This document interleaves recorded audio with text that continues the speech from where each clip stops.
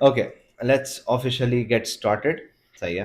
हम आज की क्लास में जो पेपर करने लगे हैं that is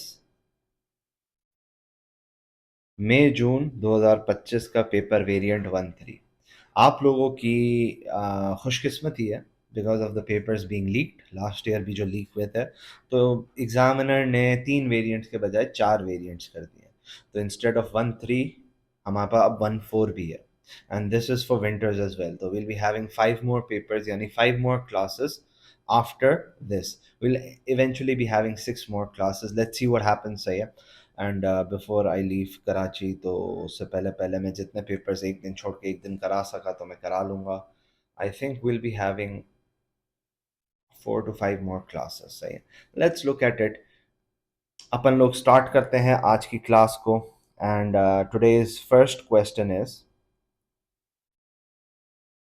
a tourist visits a government owned tropical beach. तो बीच जो है वो गवर्नमेंट ओन करते हैं। She pays $10 to enter but finds it overcrowded. Which type of the good is the beach. तो बीच कौन से किस्म का गुड है। मैं आपके सामने पोल ओपन कर रहा हूं, मुझे आप लोग आंसर बताएंगे पोल पे। चलें, मैंने पोल ओपन कर दिया है and you can eventually answer the question. And we have a race. Yes, Zardast.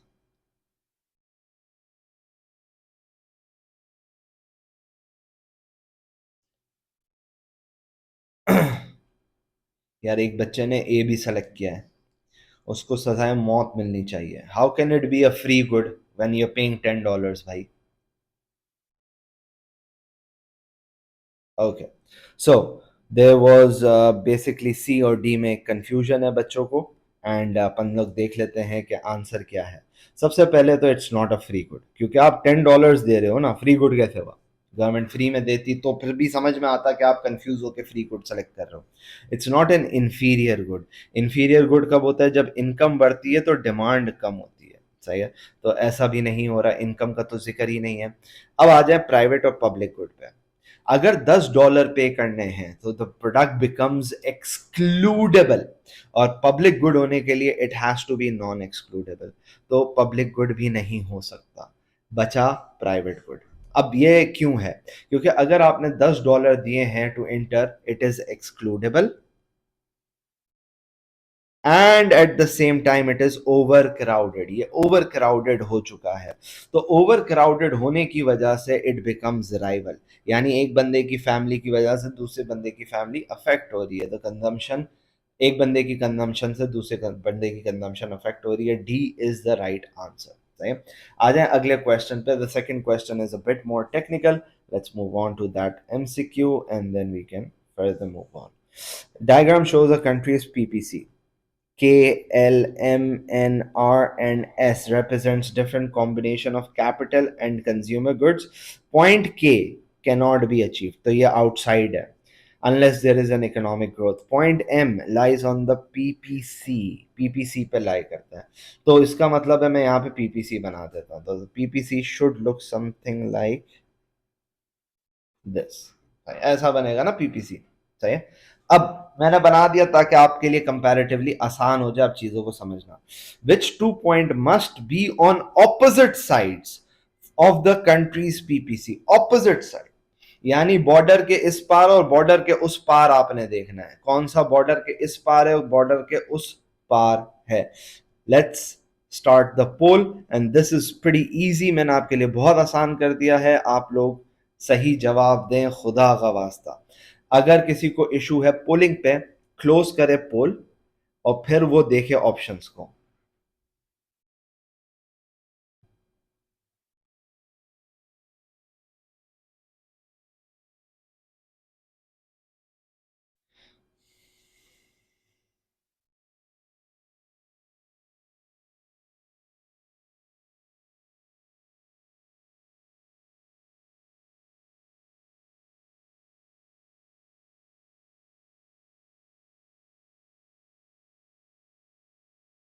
Okay, तो हमारे पास 70% बच्चों ने जवाब दे दिया है, जिसमें से सिर्फ 50% बच्चों ने सही जवाब दिया है। तो लेट्स कंसिडर क्या आंसर क्या है। इसका सही आंसर है सी। सी देखें, एन एन आर, ये आ गया आर, ये हो गया एन, तो ऑपोजिट साइड हो गया ना, बॉर्डर के इस पार बॉर्डर के उस पार। सही है।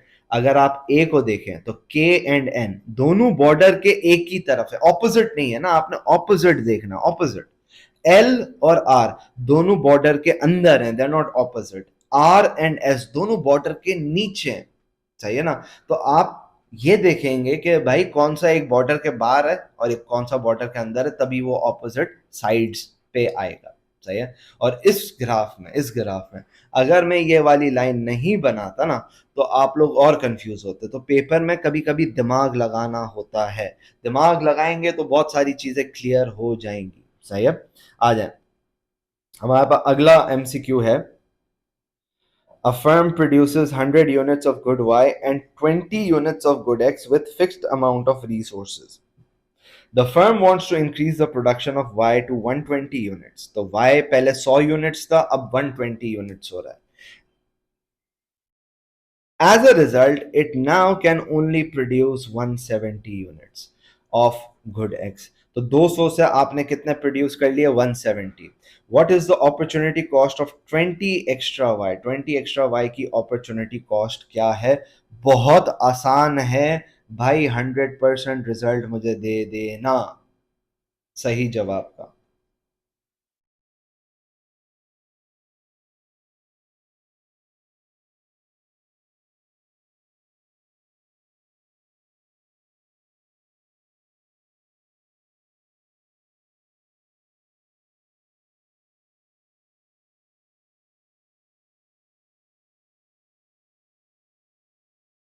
50% बच्चों ने अभी तक आंसर किया है, जिसमें से 100% सही जवाब है। बाकी लोग भी जवाब दें, you don't have a lot of time. Close the poll, look at the options, more पे जाओ, आंसर करो। हाँ भाई, आ गया हमारे पास पहला गलत जवाब आ गया, एंड 94% लोगों ने सही जवाब दे दिया है। So the right answer is C, sorry, the right answer is B, जिसमें सी एक बच्चे ने चूज किया था, जो कि गलत था। भाई आपने कितना सैक्रिफाइस किया, पहले आप 200 बनाते थे, अब आप 170, तो 30 सैक्रिफाइस किया, तो 30 आपकी अपॉर्चुनिटी कॉस्ट हो गई है। Let's move on to the next one. What is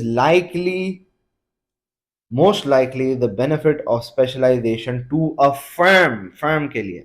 सही है। तो जब भी स्पेशलाइजेशन होगी, प्रोडक्शन बढ़ जाएगी, प्रोडक्शन बढ़ेगी मतलब आउटपुट बढ़ जाएगा।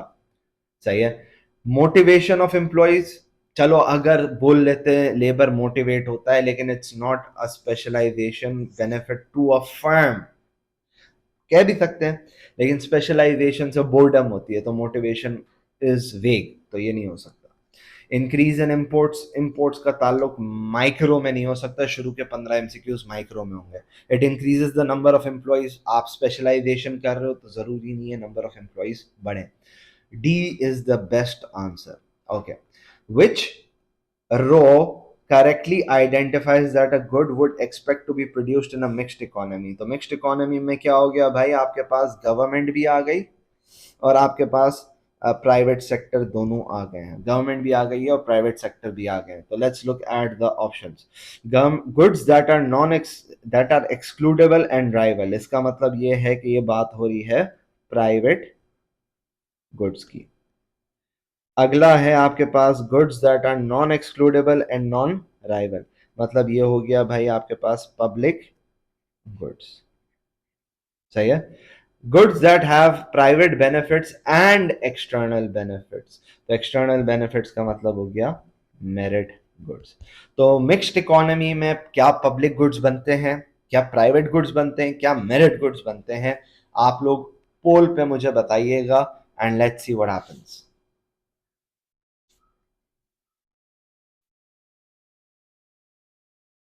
जल्दी जवाब दें, जल्दी।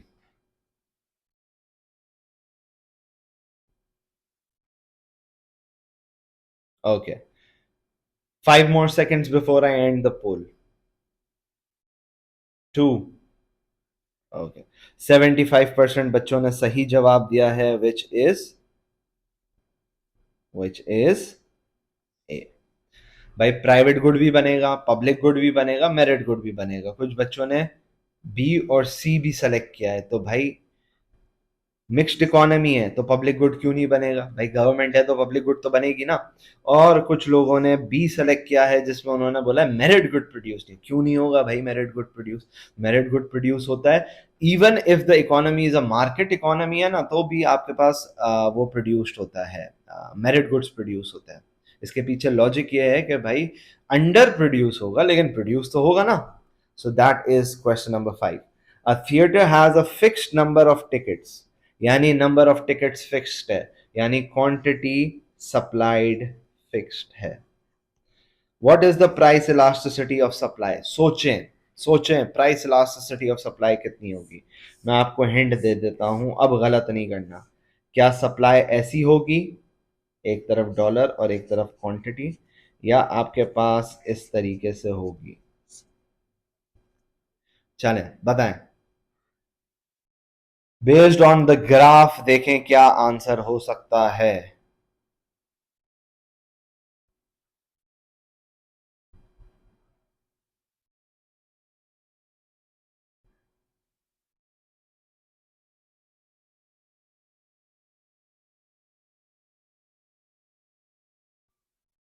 जबरदस्त जबरदस्त, 90% बच्चों ने सही जवाब दिया है।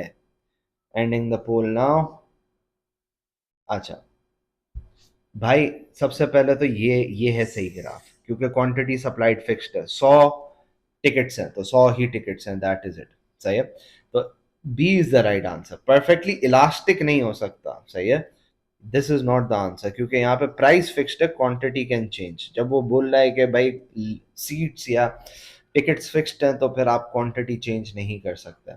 तो भाई ये क्या कर रहे हो जबरदस्ती के, अपने आप से तुम लोग यार क्यों मुश्किल कर रहे हो? यूनिट इलास्टिक नेगेटिव, भाई पी एस नेगेटिव तो हो ही नहीं सकता, तो जिसने सी मार्क किया वो खुदकुशी कर ले। And D unit elastic, unit T का मतलब होता है जितनी प्राइस चेंज होगी उतनी ही क्वांटिटी सप्लाइड चेंज होगी। तो भाई कैसे चेंज होगी? जब वो बोल रहे हैं फिक्स्ड है तो फिर अपनी चला रहे हो। सही है, थोड़ा सा है ना केयरफुली ऑब्जर्व करो, बहुत आसान पेपर है यार ये, इससे आसान पेपर मैंने नहीं देखा है। आ जाए, the diagram shows the market for a computer in a country. सही है, सही करने की कोशिश करनी है। What represents consumer surplus? अब दिस इज वेरी इजी। देखें what represents consumer surplus, options देखें, A B C and D, options देखें।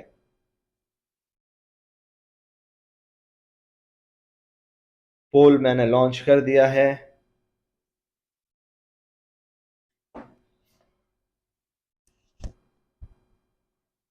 जबरदस्त जबरदस्त, हमारे पास 95% बच्चों ने सही जवाब दिया है, विच इज, आ गया अब गलत आना शुरू हो गया। अब जब मैं ये बोलता हूँ गलत करना शुरू कर देता हूँ, अब मैं बताऊंगा ही नहीं। इसका सही जवाब है भाई ए, ए इज द राइट आंसर, क्योंकि प्राइस के ऊपर जो ट्राइंगल बनता है दैट इज कंज्यूमर सरप्लस, ये कंज्यूमर सरप्लस हो गया। अब अगर कोई बच्चा कंफ्यूज हो रहा है ऑन द लेबलिंग, तो आप देखें हर सरप्लस, हर कॉर्नर पे क्या लिखा हुआ है, W X एंड Y, तो that is why A is the right answer. B का मतलब क्या है, X Y एंड जीरो, तो ये नीचे वाला हिस्सा है। C का मतलब क्या है, W Y and zero, W Y and zero, तो ये बड़ा ट्राइंगल जिसमें कंज्यूमर एंड प्रोड्यूसर सरप्लस दोनों शामिल है। D का मतलब O Y Z, O Y Z का मतलब ये वाला ट्राइंगल। सही है, तो ये रीडिंग करना आप लोग सीखें, आप लोगों का काम कंपैरेटिवली आसान हो जाएगा। अब ये देखें, अगला क्वेश्चन भी कंपैरेटिवली बहुत आसान है, बस लंबा है। सही है, the diagram shows the market demand and supply for foodstuff for an economy. This economy has faced a decrease in the supply of foodstuff, supply कम हो गई, at the same time increase in the demand for foodstuff by consumer. तो भाई supply कम हो गई है, demand बढ़ गई है, तो सप्लाई को कम कर देते हैं और डिमांड को बढ़ा देते हैं। तो आप देखें ये और ये जहां पे ये दोनों मिलेंगे वो इक्विलिब्रियम होगा। बी पे ये दोनों इंटरसेक्ट कर रहे हैं, therefore B is the right answer. आगे, what is true for income elasticity of demand but not for price elasticity of demand. तो income elasticity of demand क्या बताता है? When the income changes तो normal और inferior goods किस तरीके से behave करेंगे. income बढ़ेगी, normal goods की demand बढ़ जाएगी. income कम होगी, नॉर्मल गुड्स की डिमांड कम हो जाएगी, और इंफीरियर का भी इसी तरीके का ऑपोजिट कॉन्सेप्ट है. So it helps to differentiate between normal and inferior goods. तो अगर पॉजिटिव है तो नॉर्मल गुड है, और नेगेटिव है तो इंफीरियर गुड है. इसके अलावा नॉर्मल गुड्स के अलावा लग्जरी और नेसेसरीज के बारे में भी ये बताता है. Now question number 10 is a bit technical. Let's look at it. The table shows the supply and demand for avocados in kilograms. तो आप देखें, आपके पास प्राइस दी हुई है, सही है, Q D and Q S. What is the equilibrium? अभी जहां पे दोनों बराबर हो जाएंगे, दिस इज द इक्विलिब्रियम, सही है. 40 की प्राइस पे इक्विलिब्रियम है. As a result of lower transportation cost, यानी कॉस्ट ऑफ प्रोडक्शन कम हो गई, द सप्लाई राइजेस, सप्लाई बढ़ गई बाय 60 एट ऑल प्राइसेस. तो मैंने यहां पे लिखा न्यू क्वांटिटी सप्लाइड. मुझे 60 ऐड करना है, तो 230 प्लस 60 290, 190 प्लस 60 250, 150 प्लस 60 210, 110 प्लस 60 170. तो जहां पे अब इक्विलिब्रियम बनेगा, हम इसको अब इग्नोर कर देंगे क्योंकि सप्लाई शिफ्ट हो गई है. अब जहां पे भी इक्विलिब्रियम जाने दोनों बराबर होंगे वो हमारा इक्विलिब्रियम होगा. 170 290 not an equilibrium, 190 250 not an equilibrium, and here comes our equilibrium 210 and 210. किस प्राइस पे इक्विलिब्रियम बन गया हमारे पास? 35 की प्राइस पे. That is how you solve such MCQs. देखें, हर एमसीक्यू में कुछ टेक्निकलिटी आ सकती है. आप अगर कॉन्सेप्चुअली क्लियर हो गया, आपका काम आसान हो जाएगा. अब यहां पे मैंने ऑब्जर्व किया है बच्चों को, वो क्या भंड मारते हैं. वो ये भंड मारते हैं, they do not right, they do not make diagrams. वो सिर्फ आंसरिंग और माइंड में सॉल्व करते हैं. This is incorrect. जहां पे पॉसिबल है आपने चीजों को यूज करना है अपने एडवांटेज पे. आप वर्किंग करें, सारी चीजें करें, सही है. Let's move on to the next one. A construction firm estimates that the price elasticity of supply building nuclear power plant is 0.1. अब हम प्राइस इलास्टिसिटी ऑफ सप्लाई की बात कर रहे हैं. What might explain this? आप दिमाग से सोचना, सही है, पीडी के फैक्टर्स पे नहीं आना. मैं आपको मिसाल देता हूं. The firm is competing with many other construction firms. तो ये तो सब्स्टिट्यूट्स है. सब्स्टिट्यूट्स तो पीडी को अफेक्ट करता है. द फर्म, अच्छा, अब आप लोग, मैंने बता दिया कि बी तो नहीं हो सकता, सही है. और पीएस को क्या अफेक्ट करता है? Storability, availability of raw material, time taken to produce. आपका आंसर 0.1 है, मतलब इन इलास्टिक है, मतलब सप्लाई बढ़ाने में दुश्वारी है. It's difficult to increase the supply. बहुत मैंने एक्सप्लेन कर लिया है. मैं पोल ओपन कर रहा हूं. अब मैं गुजारिश करूंगा कि आप लोग मुझे सही जवाब देंगे.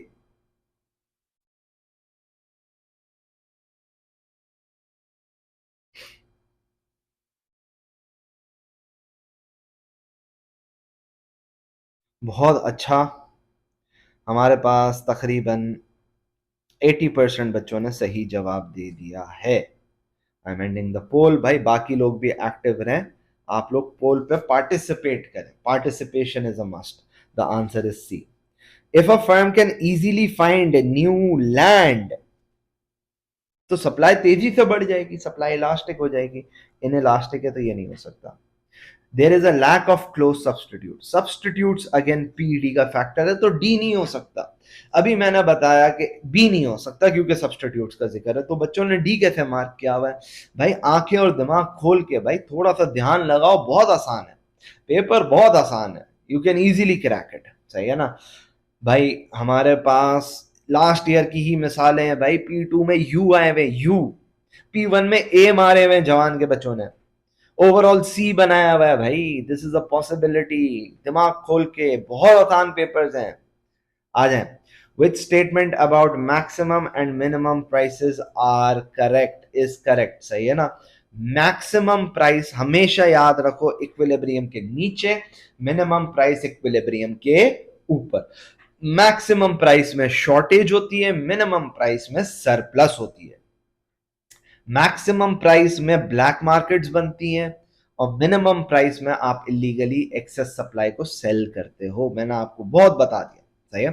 अब आप ऑप्शंस देखें, ऑप्शंस देखें, और मुझे मायूस मत करना, मायूस नहीं करना। 100% सही जवाब दे दो, 100%, 100%, खुदा का वास्ता है, हाथ जोड़ता हूं।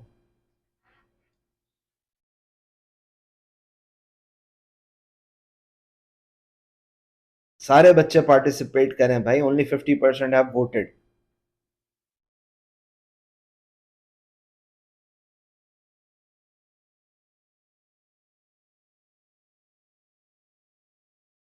अबे क्या कर रहे हो यार।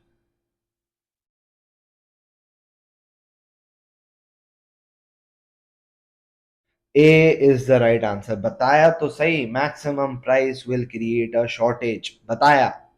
फिर किसी बच्चे ने बी मार्क कर दिया है। Maximum price, the market price will rise. The market price का मतलब, चलो एक हद तक आप बोल सकते हो कि भाई मैक्सिमम प्राइस में मार्केट प्राइस कैसे राइज होगी भाई, वो तो इक्विलिब्रियम के नीचे फॉल होगी। With an effective minimum price the rationing will be necessary. नहीं, राशनिंग मैक्सिमम प्राइस में होती है। With an effective minimum price market price will rise not fall. तो ये भाई सारे गलत हैं, क्या कर रहे हो, गलत क्यों जवाब दे रहे हो। Okay, now this 13th MCQ is one of the most difficult MCQs and I am forgetting कि कितना परसेंट सही हुआ था, लेकिन ये एग्जामिनर ने हाईलाइट किया था इस पेपर में। चार है सही, चार। अभी देख लेते हैं, पहला ये है, flood control dam is an example of a good provided directly by the government। पहले मैं आप लोगों को बोलता हूं कि आप लोग before reading any options, flood control public good है या मेरिट गुड है। चैट में मुझे बताएं, पब्लिक गुड है या मेरिट गुड है। चैट आप बिलाल को भेजेंगे, सोचें।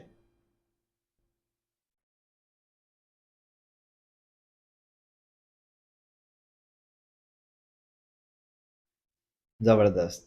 हुजैफा आपने गलत बताया है, अयान ने भी सही बताया है। जबरदस्त। It is a public good, it's not a merit good. सही है। क्यों? क्योंकि अगर गवर्नमेंट फ्लड डैम्स बनाती है तो इवेंचुअली क्या होगा, it's non excludable. You can not से टू अ पर्सन कि तूने पैसे नहीं दिए या टैक्स नहीं भरता, हम तेरे को फ्लड से नहीं बचाएंगे, सभी फ्लड से बच जाएंगे। एंड इट्स नॉन राइवल, जितना भी पानी आ जाए सभी बच जाएंगे, तो राइवलरी भी नहीं है। सही, it's a public good. Now look at the options and see if you can come up to the right answer. भाई 100% सही जवाब दे देना, खुदा का वास्ता है यार, खुदा का वास्ता।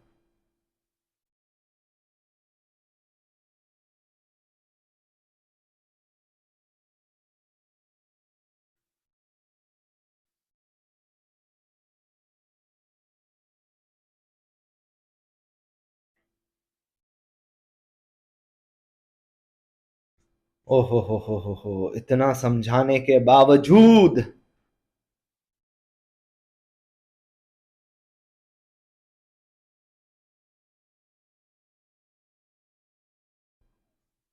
आप लोगों ने सही जवाब नहीं दिया।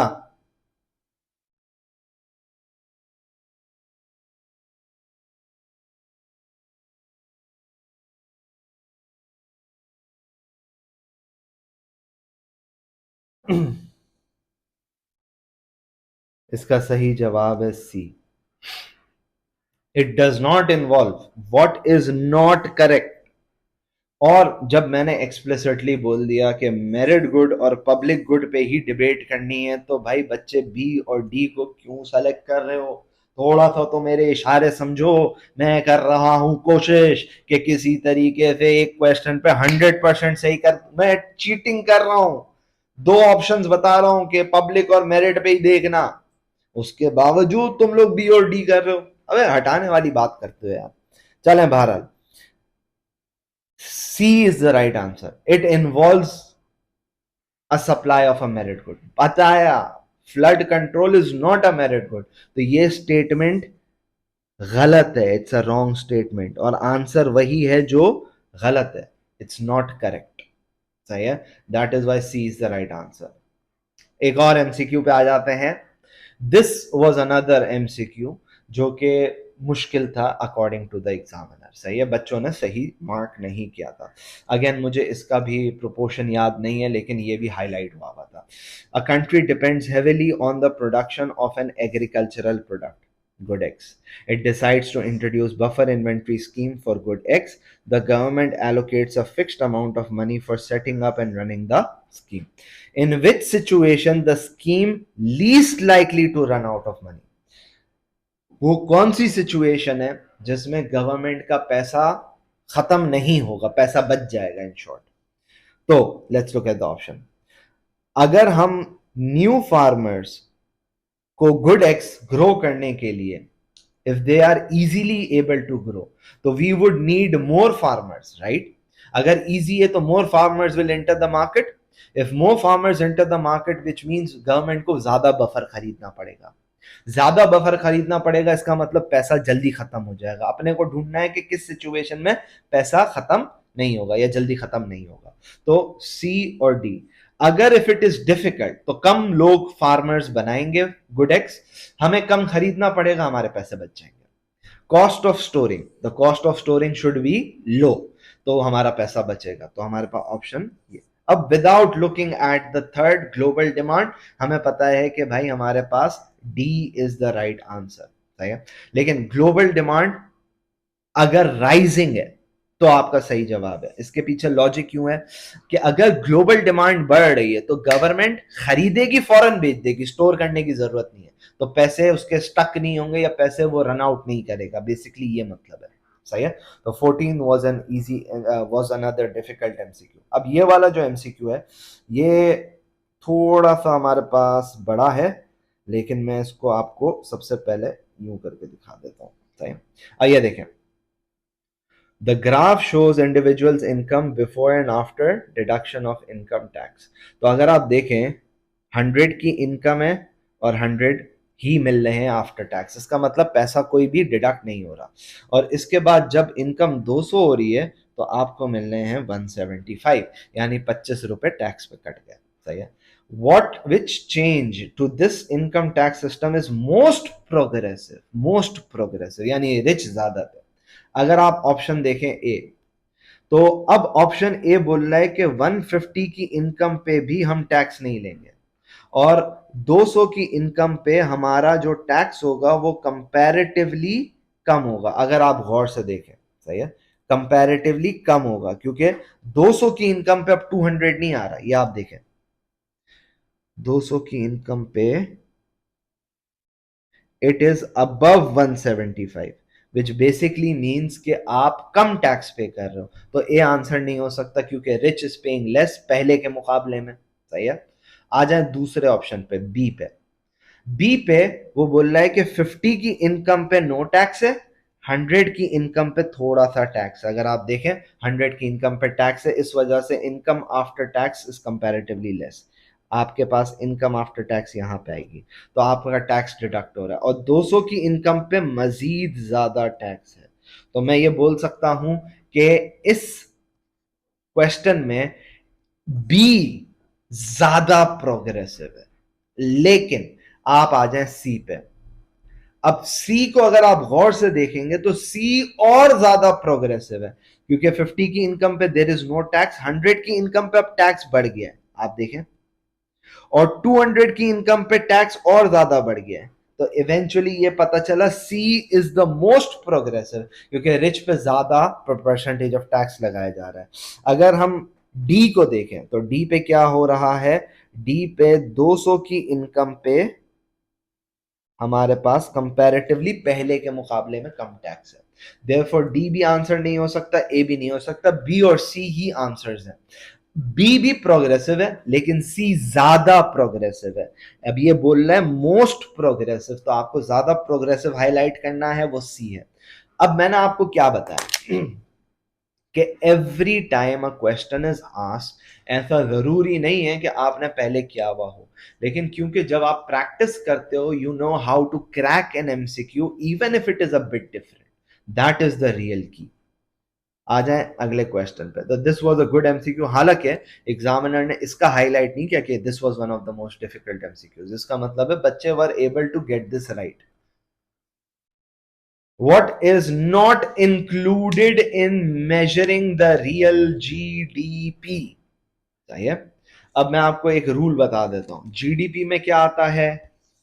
Land, labour, capital and entrepreneur, और उन सबकी इनकम्स। तो लैंड पे रेंट, लेबर पे वेजेस, कैपिटल पे इंटरेस्ट, एंटरप्रेन्योर पे प्रॉफिट।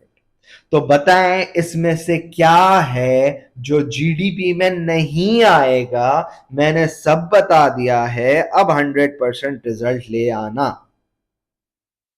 ये आ गया आपके पास पोल।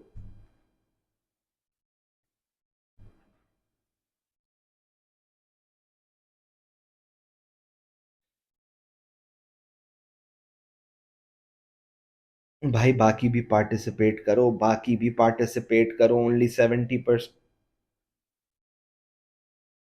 हटा दी, एक बंदे ने हटा दी मेरी। अगर मेरा इंतकाल हो जाए तो इस बंदे को पकड़ना भाई, इसकी वजह से मैं खुदकुशी कर लूंगा। भाई मैं बोल रहा हूं कि भाई ये सारी चीजें जीडीपी का पार्ट है। Profit, rent, they are part of GDP. What is not? Pensions. आ जाए labour market statistics, unemployment rate calculate करना है। गौर से सुनना, फॉर्मूला लिख रहा हूं। Unemployed divided by labour force multiply by 100। ये वैल्यूज है, आप सॉल्व करें। मैंने फॉर्मूला दे दिया है, 100% सही। अब तो कर देना। सही है। आ जाए, मैं पोल लॉन्च कर रहा हूं।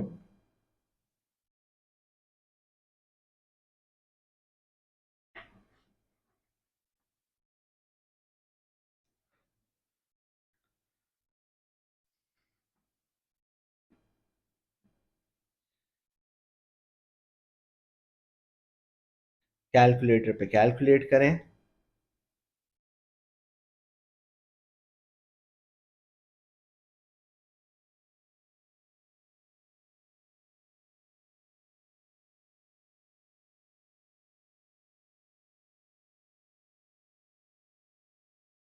40% बच्चों ने जवाब दिया है सही, यानी 40% बच्चों ने जिन्होंने जवाब दिया उन्होंने सही दिया, बाकी ने जवाब ही नहीं दिया। एक आ गया, ये बच्चा है कौन यार, ये मुझे आइडेंटिफाई करना है जो गलत जवाब देता है। तो भाई आप 2 divided by 40 multiply by 100, use a calculator and you will get 5%। 6.25% बच्चों ने मार्क किया है, तो मेरा ख्याल है उन लोगों ने 2 को डिवाइड बाय 45 किया, मल्टीप्लाई बाय 100, मेरा ख्याल है। भाई जब मैंने आपको फॉर्मूला लिख दिया, अनएम्प्लॉयड ये रहा अनएम्प्लॉयड, लेबर फोर्स ये रही लेबर फोर्स, जब सब बता दिया है फिर क्यों गलत है? Okay, now the diagram shows the aggregate demand and aggregate supply where initial equilibrium is point x, तो ये रहा x। Central bank forecast rise in raw material prices, raw material cost बढ़ती है तो aggregate supply कम हो जाएगा, तो AS1 पे आ जाएगा। The government plans to increase spending on health, health पे spending, government spending बढ़ेगी तो AD पे आप आ जाओगे, AD2 पे, सॉरी आउटवर्ड शिफ्ट होगा। What would be the new equilibrium in the short run if the forecast prove to be accurate and the government plans are implemented? तो आप देखें ये दोनों हाईलाइटेड एरिया कहाँ पे मिल रहे हैं, जहां पे भी मिल रहे हैं वो देखें कौन सा पॉइंट है, सी पे मिल रहे हैं। C is the right answer. Moving on to the next one. An economy is experiencing a period of deflation. Deflation का मतलब होता है प्राइस लेवल्स का फॉल हो जाना। बताएं आंसर क्या होगा?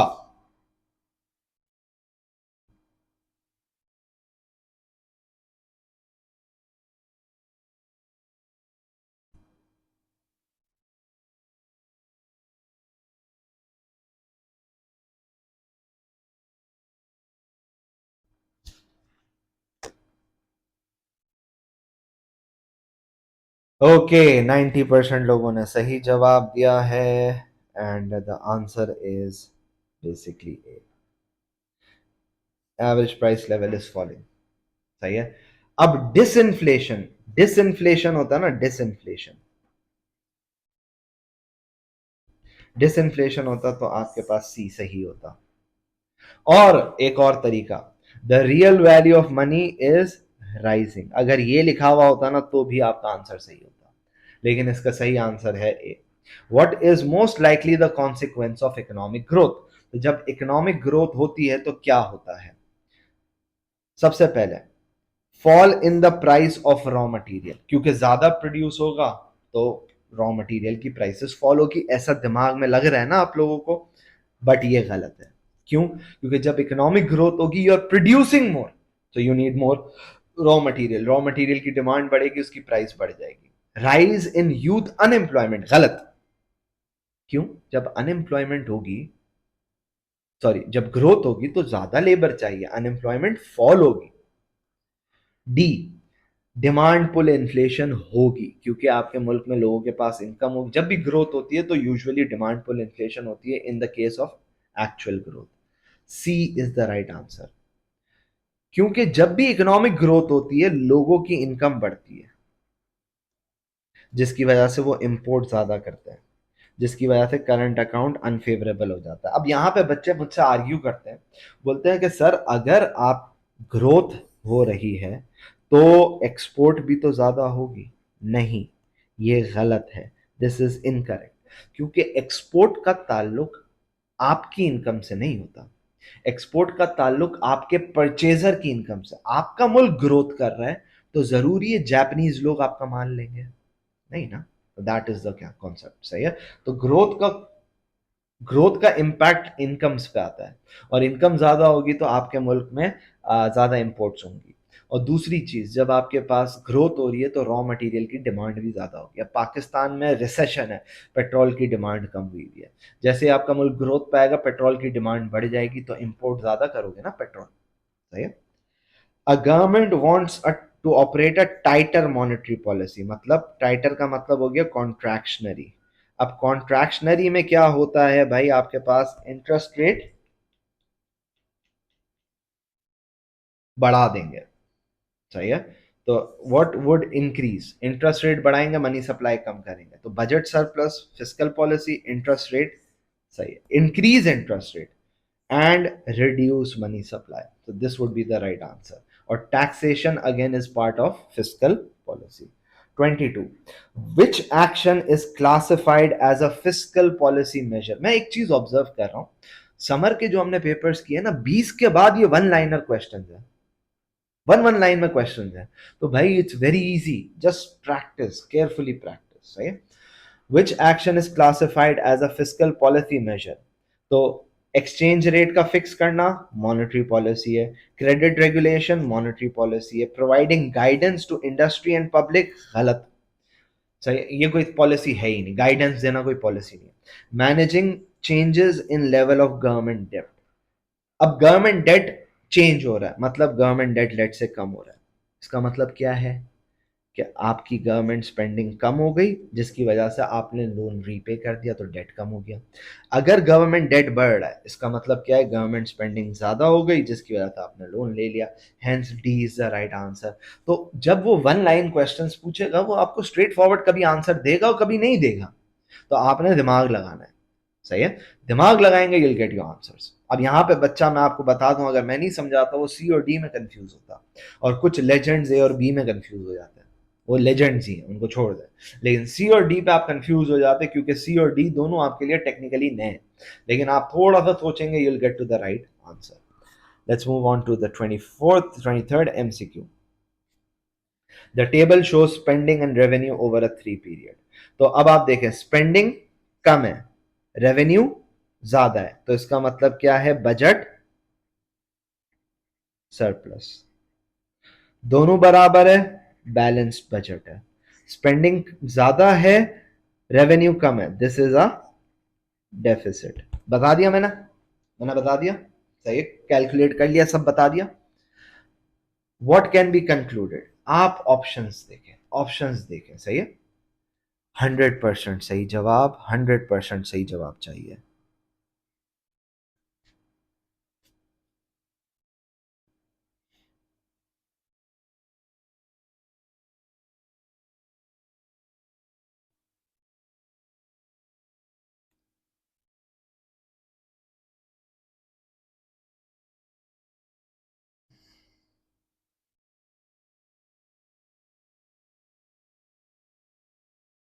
हार मानी मैंने, मैं 100% आंसर नहीं करवा पाया, नहीं करवा पाया, आई एम सो सॉरी।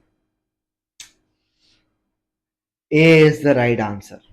कुछ बच्चों ने सी सेलेक्ट किया है, अब वो कंफ्यूज हो गए कि करंट अकाउंट बैलेंस। भाई करंट अकाउंट बैलेंस नहीं है ये बजट का बैलेंस है। और एक बच्चे ने नेशनल डेट की भी बात की है। तो ईयर 3 में नेशनल डेट फॉल हो रहा है। भाई जब स्पेंडिंग ज्यादा है तो लोन ज्यादा लेना पड़ेगा, नेशनल डेट बढ़ जाएगा। Which statement about supply side policies is correct? Now this is another MCQ जो कि टेक्निकल था according to the examiner. Just let me check, यही वो एमसीक्यू है? नहीं, ये वाला नहीं है, ये वाला नहीं है, गलती गलती। Which statement is correct about supply side policy to solve the problem of demand deficit unemployment? This cannot be the answer. Sir क्यों, ये आंसर क्यों नहीं हो सकता? इसके पीछे लॉजिक ये है कि supply side policies aggregate supply को शिफ्ट करते हैं, और demand deficit unemployment is another name of cyclical unemployment. मतलब डिमांड डेफिसिट, सही है ना, डेफिशिएंट मतलब एग्रीगेट डिमांड का कम होना। तो एग्रीगेट डिमांड तो कम हो ही नहीं रही है, सही है, यहाँ पे तो सप्लाई साइड पॉलिसी की बात हो रही है। Does not involve an opportunity cost. Supply side जैसे एजुकेशन एंड ट्रेनिंग पे स्पेंड करना will acquire will have an opportunity cost. They reduce unemployment but do not affect the price level. Aggregate supply को shift करके देख लो, price level भी change होगा और unemployment भी। They may reduce regional unemployment। सही है, क्योंकि अगर एग्रीगेट सप्लाई बढ़ेगी तो आपको ज्यादा लेबर फोर्स चाहिए होगी, तो अफगानिस्तान से लोग पाकिस्तान में आ जाएंगे काम करने के लिए, तो रीजनल अनएम्प्लॉयमेंट कम हो जाएगी। This is the right answer. अच्छा, जो मुश्किल एमसीक्यू था वो 25 था। The government has a target to reduce the inflation rate, why might it not want to raise interest to achieve its target. सही है, आप इंटरेस्ट रेट को बढ़ाना क्यों नहीं चाहोगे? क्योंकि जब आप इंटरेस्ट रेट बढ़ाओगे तो एग्रीगेट डिमांड क्या हो जाएगी भाई, कम हो जाएगी। सही है। अब अब मैं आपको सारे ऑप्शंस बता देता हूँ। एक्सचेंज रेट, जब इंटरेस्ट रेट ज्यादा होगा तो हॉट मनी इनफ्लो होगा, तो एक्सचेंज रेट फॉल नहीं होगा, बढ़ जाएगा, तो ये पॉइंट ही गलत है। सेविंग्स में फॉल, गलत, सेविंग्स में राइज, तो इंटरेस्ट रेट ज्यादा है, people will save more. Aggregate supply में फॉल, भाई इंटरेस्ट रेट से एग्रीगेट सप्लाई का ताल्लुक ही नहीं है, डिमांड साइड पॉलिसी है, तो एग्रीगेट डिमांड में फॉल। तो आप इंटरेस्ट रेट को क्यों नहीं बढ़ाना चाहोगे? क्योंकि एग्रीगेट डिमांड फॉल हो जाएगा, जिसकी वजह से अनएम्प्लॉयमेंट होगी, तो that is the right reason.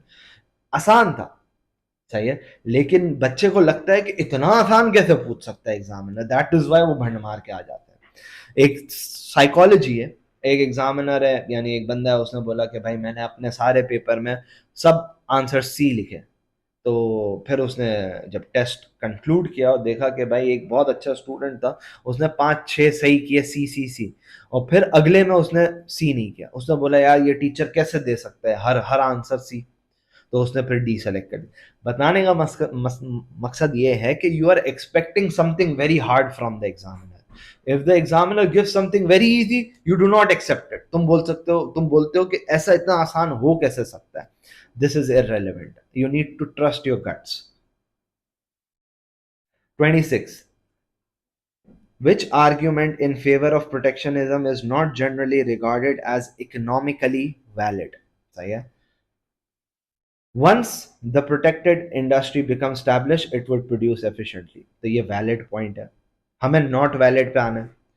It prevents heavily subsidized imports from competing unfairly. हाँ, तो अगर आपके ट्रेडिंग पार्टनर्स ने सब्सिडीज दी हुई है अपनी फर्म्स को, तो वो उनका सस्ता माल हमारे मुल्क में नहीं आएगा क्योंकि हमने प्रोटेक्शनिज्म लगाया हुआ है। तो ये भी यानी बेसिकली डंपिंग सम प्रोटेक्ट हो जाएंगे। It provides time to protect industry workers to be retained for other work.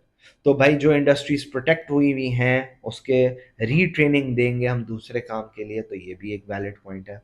It increases the standard of living of population in general. नहीं, ये नहीं होता, क्योंकि जब आप प्रोटेक्शनिज्म लगाते हो तो फिर चीज़ें महंगी हो जाती हैं और वेराइटी ऑफ गुड्स कम हो जाती है, तो स्टैंडर्ड ऑफ लिविंग फॉल हो जाती है। अब देखें दुबई और पाकिस्तान में स्टैंडर्ड ऑफ लिविंग का कितना बड़ा फर्क है। दुबई फ्री ट्रेड है, वहाँ पे दुनिया की हर चीज़ मौजूद है। पाकिस्तान में प्रोटेक्शनिज्म मेजर्स है, यहाँ पे रिलेटिवली बहुत कम चीज़ें आपके पास आती हैं। नेक्स्ट 27, चौथा क्वेश्चन जो सबसे डिफिकल्ट है वो अभी बाकी है, और वो सबसे ही डिफिकल्ट क्वेश्चन था, तो उसको आप देखना लाजमी। A country has a deficit on a current account balance of payment. What would be expected to increase the deficit? Deficit कब increase होगा? Appreciation of an exchange rate. Yes, यही सही जवाब है। जब exchange rate strong होगा, exports की quantity कम हो जाएगी। An increase in domestic productivity, तो इससे local product सस्ता होगा, import नहीं करोगे और export भी करोगे, तो ये deficit increase नहीं करेगा। इंट्रोडक्शन ऑफ इम्पोर्ट कोटा, तो आपने इम्पोर्ट कोटा लगा दिया, अब आप कम इम्पोर्ट कोटा इम्पोर्ट करोगे, तो जिसकी वजह से इम्पोर्ट्स कम, करंट अकाउंट डेफिसिट इंप्रूव हो जाएगा। सब्सिडीज डोमेस्टिक फर्म को दोगे, लोकल प्रोडक्ट सस्ता, सस्ता होगा, इंटरनेशनली कंपेटिटिव, आप एक्सपोर्ट ज्यादा करोगे। डी भी नहीं हो सकता। 28, this is not the difficult question I was talking about. A government increases import Kota of cars. अगर कोटा बढ़ा दिया तो पहले हमारे मुल्क में 100 गाड़ियां आ सकती थी, अब 200 गाड़ियां आएंगी, तो ज्यादा माल आएगा ना, तो लोकल इंडस्ट्री के लिए तो बुरा है। Jobs will be created in domestic industry, नहीं भाई, बाहर से ज्यादा गाड़ियां आ रही हैं वो बिकेंगी, लोकल गाड़ियां कम बिकेंगी। Price of cars will fall for domestic consumers, yes. जब कोटा बढ़ा दिया तो अब माल सरप्लस में आ गया, सरप्लस आ गया, ज्यादा गाड़ियां आ गई, प्राइसेस कम हो जाएंगी। तो B is the right answer. Specialization is reduced, specialization is reduced, कह सकते हैं स्पेशलाइजेशन इज रिड्यूस्ड, लेकिन गाड़ी पे डायरेक्ट इम्पैक्ट आएगा बी पे। जरूरी नहीं है स्पेशलाइजेशन रिड्यूस हो, ये पॉसिबल नहीं है, क्योंकि आप गाड़ी पे ऑलरेडी स्पेशलाइज कर रहे हो, तो इंपोर्टेड गाड़ियां आने से आपकी स्पेशलाइजेशन कम नहीं होगी। स्पेशलाइजेशन स्किल्स है, स्किल्स कभी कम नहीं होती हैं। ट्रेडिंग पार्टनर्स विल रिटेलिएट, वो क्यों रिटेलिएट, वो तो खुश होंगे, बोलेंगे गधों ने हमारी गाड़ियां खरीद ली, सही। तो डी भी नहीं हो सकता।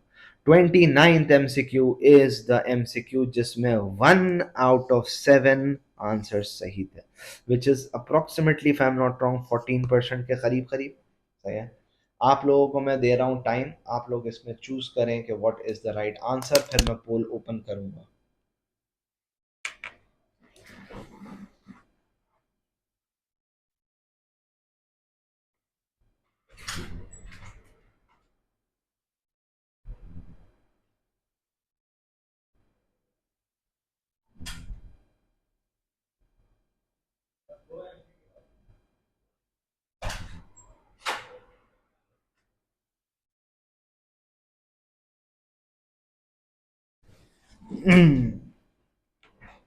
हाँ भाई, इसका सही जवाब अब आप मुझे पोल पे बताएंगे। Let's see how many of you can get this right.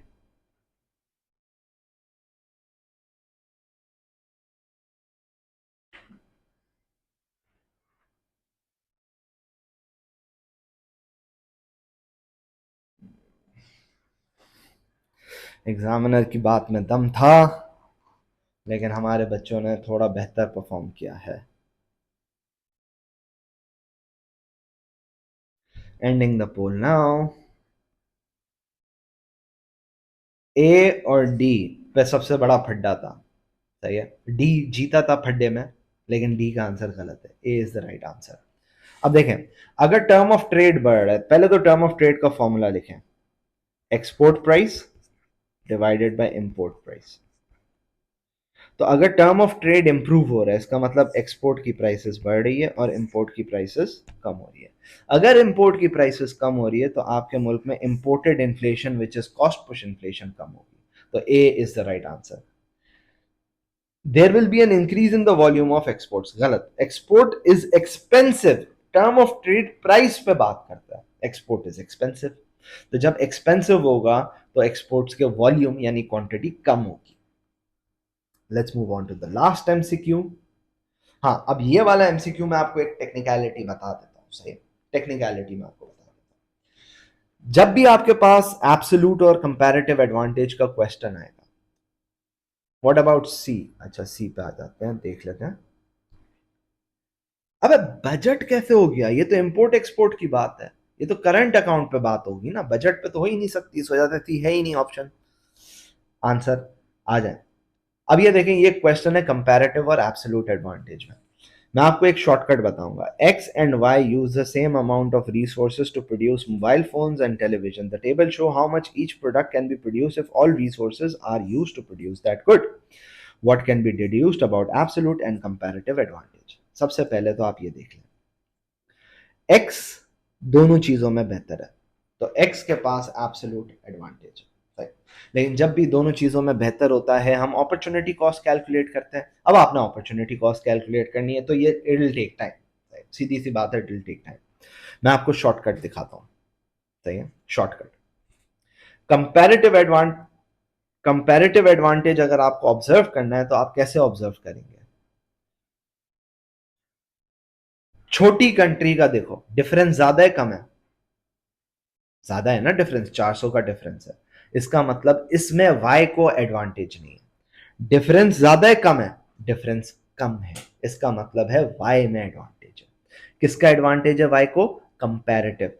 Comparative advantage y को है इन टेलीविजन्स एंड x को है इन मोबाइल फोन्स। वापसी में बता देता हूं, इस पॉइंट को समझना। आप कैलकुलेट भी कर सकते हो, कैलकुलेट का भी मैं तरीका बता देता हूं। सही है, आप जब भी एब्सोल्यूट सॉरी कंपैरेटिव एडवांटेज को देखना है ना, किसको कंपैरेटिव एडवांटेज ज्यादा है, तो आप वैल्यूज को देखें। छोटी कंट्री के हिसाब से डिफरेंस ज्यादा है तो इसमें एडवांटेज नहीं है, डिफरेंस कम है इसमें एडवांटेज है छोटी कंट्री को।